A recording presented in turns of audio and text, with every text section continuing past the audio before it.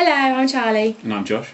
And we've got an idea for what we reckon would be a brilliant movie.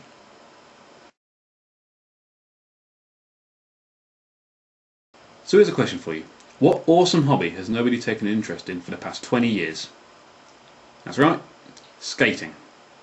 And that would be the main objective of this film, to bring roller skating back into the mainstream, rather like what the Mighty Ducks did for ice hockey. The main plot of this film is that a group of plucky young kids have been given some magic talking roller skates by a dying wizard, which the kids use to foil a group of bank robbers. There are 5 kids in total, and if you want to follow a general template for films like this, there needs to be 3 boys and 2 girls. One of the kids needs to be from an ethnic minority, and another one needs to be fat. Actually, having a fat child is a bit 20th century. Nowadays, if you want to be more fashionable and trendy, you want to have a worryingly thin child with an underlying tale of poverty. Okay. Cool. Poor thin child is initially taunted all the time and told that if he falls off his skates he'll break in half. But in the end he saves the day and is rewarded with the best meal of his life. And that teaches kids a valuable lesson as well. Skating equals food, which coincidentally is also the film's title. Hopefully, with a moral like that, we could get in some big food company sponsors to bring down the cost of production.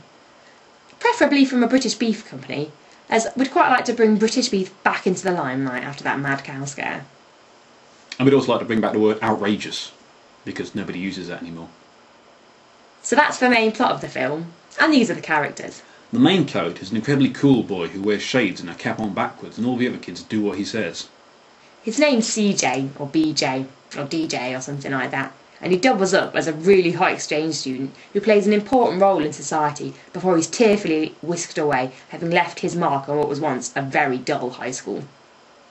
Then there's Jodie, the incredibly popular girl, who all the other girls at school idolise because she's so pretty and good at netball. But deep down, Jodie houses a pain inside of her, but can only be relieved through skating. For Jodie has everything, except the art of balance, which can only be trained up through the new medical breakthrough that is skating. By the end of the film, she's as steady as the rest.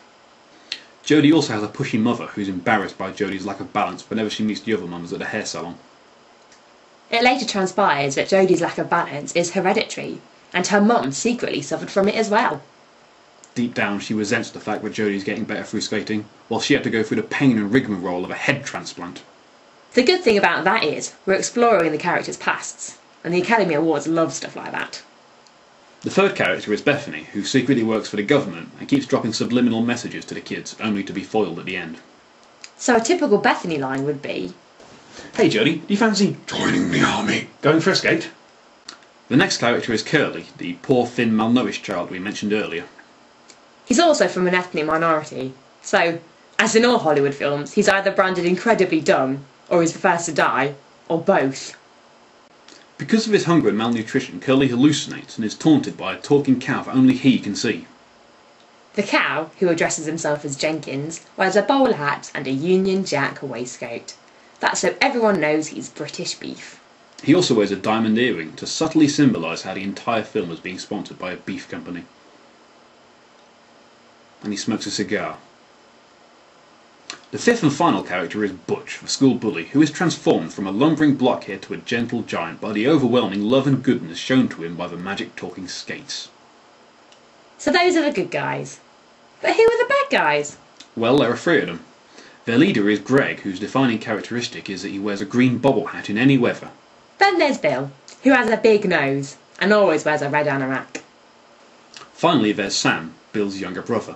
Together, this trio rob no fewer than 8 banks before finally being stopped by our intrepid heroes and their magic-talking skates. So anyway, those are the main characters in Skating Equals Food. Obviously, there's still a lot about the rest of the film that needs to be decided upon.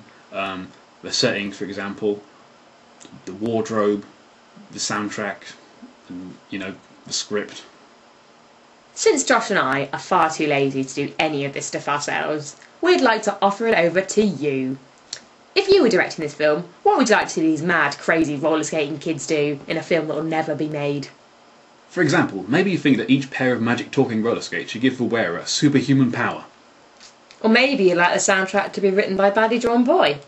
Well, whatever you'd like to see in this movie that will never be made, feel free to leave a comment or a video response about it. Yes, I can almost hear the reviews now. The best film about magic talking roller skates. ever. It's this generation's The 40-Year-Old Virgin. 5 stars. Out of 10.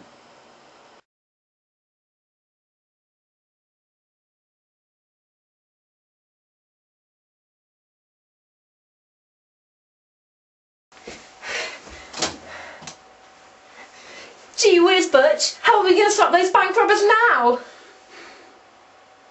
Well, gadzooks, Jody. We'll use our magic talking roller skates. Outrageous! Fancy some British beef, Jody?